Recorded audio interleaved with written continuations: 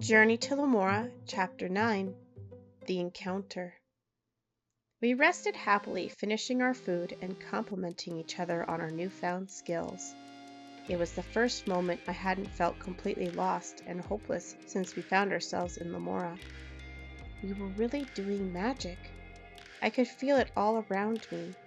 It was as if a light had finally turned on, and I could see for the first time.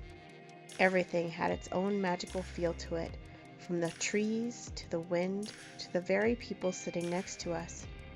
We were so distracted by all the new sensations, we hardly noticed when Anyu wandered off. "Where do you think he's off to?" Nick asked after taking a drink from his canteen. "He didn't say anything. Do you think we're supposed to follow?" I shrugged. "Go ahead, I'm beat. I'm not moving from this spot," Amber sighed, looking more disheveled than her usual pampered self. I couldn't blame her. I was exhausted too, but I decided to follow him anyway. Anyu left no footprints, but his magic energy trailed away, and I found myself wandering a quarter of the way down the steps into a different part of the ruins. I skidded on a couple ice steps and tumbled down the hill. I got up, back aching madly, and I realized I'd lost his trail. There was just blank white snow in every direction. Panic-stricken, I tried to go back up the hill, but it was too steep. "Stay calm," I told myself. I closed my eyes, trying to concentrate on the magic flow. I could sense Anyu. He was only a little further away. I picked myself up and continued after him. The warm feeling of my magic sank into an icy chill, making me feel a bit queasy. Then I saw it, in the clearing, the Umbra. It lurched towards me, its twisted, blackened body quite a bit taller than the first one we saw. It seemed to have damp, matted fur across its distorted figure, and bulging black eyes. It rattled its jaws, gurgling and clicking intimidatingly. I froze in place, unsure of what to do. Then I tried the only thing I knew how. "Elios!" I shouted, forming a great purple flame between the Umbra and myself. Startled, the Umbra took a couple steps back and shrieked back at me. It didn't seem to like the light, but it still wasn't retreating. The ball of magical flame just hovered there between us. It wasn't much of a threat unless I could weaponize it somehow. I saw some roots from a dead tree sticking up out of the snow. If I could reach it, maybe I could use it as a torch. I felt my heart pounding in my chest as I leapt for the roots a little too late. The Umbra reached for me and tore at my arm with its long, sharp claws. I screamed. A voice rang in my head. "Pull the flame to you! Nalalas!" It was Anyu, running towards me as fast as he could. The Umbra was already pinning me into the icy ground, its fangs gnashing. There was no time. "Nalalas!" I yelled as I reached my free hand towards the fire. It surged towards me and blasted the Umbra in the back. It screamed in agony, lifting itself off my body. I scrambled away, watching the burning Umbra writhe across the ground. I focused on the flames, and the snow could not put them out. The smell of the dead Umbra singed my nose. I fell to my knees, my head swimming. I looked down at my bleeding arm, feeling woozy. Anyu finally reached me and pulled my limp body onto his back. "Catty, hold on, child!" His voice trembled. His muscular lion body leapt up the hill with no trouble at all. Within minutes, we were atop the shrine again, with Nick and Amber's alarmed faces in view. "What happened to her?" Amber cried. "Umbra.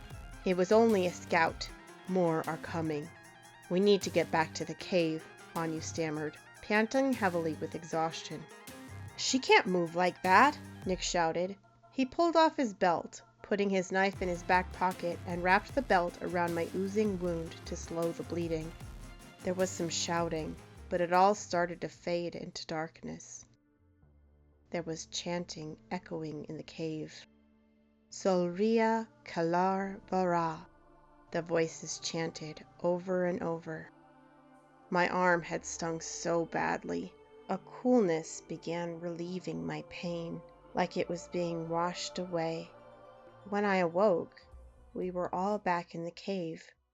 Amber's eyes were wide with worry, but she smiled when she saw me. "She's awake! I thought you were dead!" she cried, her tears dripping down her face as she hugged me. It didn't hurt. I looked down at my arm. My clothes were shredded where the Umbra scratched me, but my skin wasn't even broken anymore. How? I looked around and saw Nick holding orbs of water with his hands. It's a water spell with healing powers. Anyu showed me how to do it after you collapsed. You both have been out for 2 days, he explained as he put his hands on Anyu's front left paw, which was matted with crimson blood.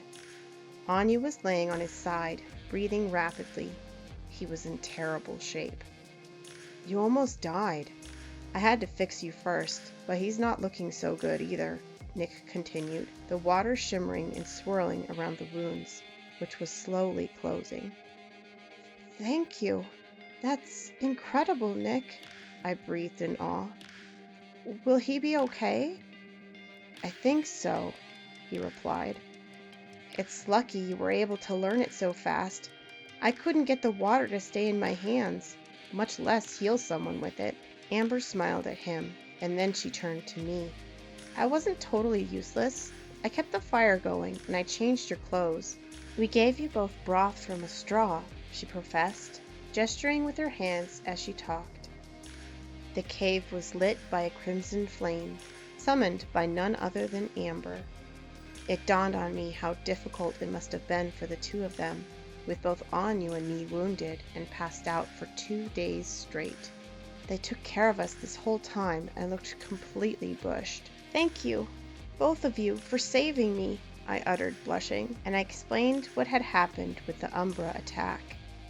You managed to kill it with a fire spell? Amber gasped, looking impressed. Yes, but only after it almost killed me. And that was only one of these things. Anyu must have encountered more somewhere. How else could he have gotten this injured? I fretted. Anyu said more were coming, Nick replied. What are we going to do? I paused for a moment and then made up my mind. Worrying wasn't going to change our circumstances. I'm feeling fine now. Let me help you. Show me how to use water magic, and I can show you both how to attack with fire, I contended resolutely. If you're sure you're ready, that sounds like a good plan, Nick agreed, and held one hand over mine. A small drop of water dripped from his palm to mine, and it grew into an orb, enveloping both of our hands. My fingertips tingled a little when they touched his. Channel your magic so the water stays in form, and say the words, Silria Kalar Bara, over the wounded area, he explained. I'm not really sure what it means, but Anyu told me the spell before he fainted. We held the water together and focused on Anyu's wounded paw. Some of the water ran down my arm at first, but the more I tried, the stronger the shape held. Anyu's wounds began healing more rapidly than before. His breathing became even and normal. His pale cat eyes opened and closed again. He was no longer in danger, and Nick and I were finally able to relax. He's going to be okay, I sighed with relief, and Nick and Amber smiled back.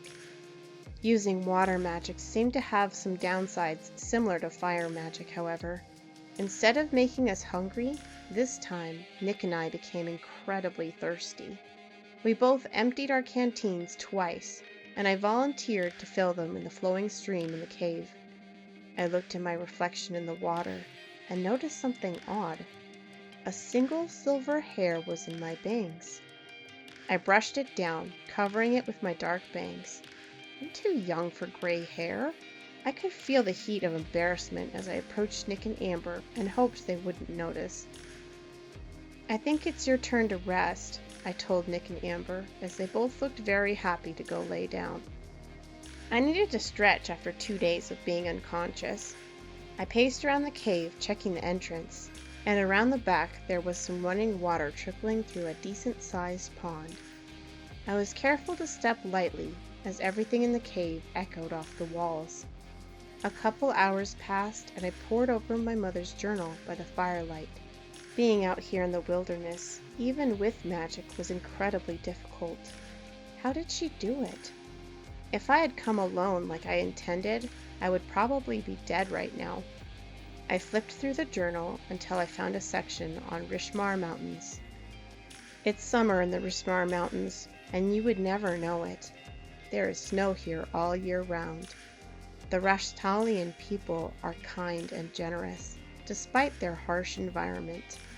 Their prowess with body magic has allowed them to acclimate better than other people, and their lifespan is much longer than that of Elorians. But the most interesting thing about them is that they can actually shapeshift into animals.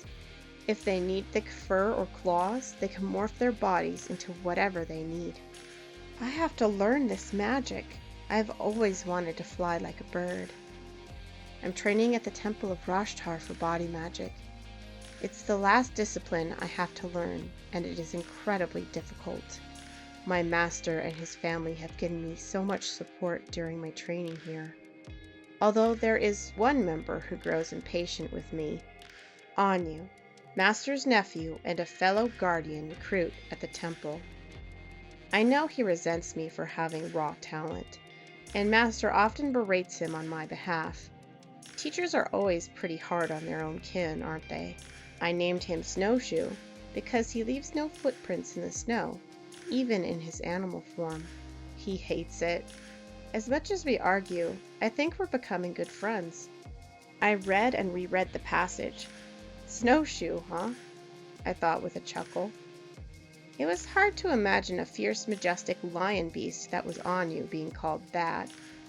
This was proof Anyu really did know her, however. I looked over at him laying on the cave floor.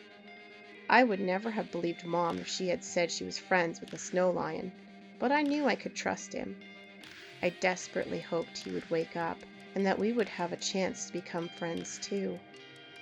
When Mom was here, there was a whole tribe of people living in the mountains. They had houses and a temple and thrived with children running about and elders who raised their students. But now it was all in ruins. Anyu was the only one left. What happened here? I closed the journal. The answer was obvious. It was the Umbra. Hello, my name is Ella, and welcome to my channel. Here I'll be sharing with you my stories, artwork, animations. If you enjoy my content, please support me by clicking the like button, subscribing, sharing, or ringing the bell for notifications. Links to my website and social media are below. I will be releasing content in sequential order, so please check for new chapters each week.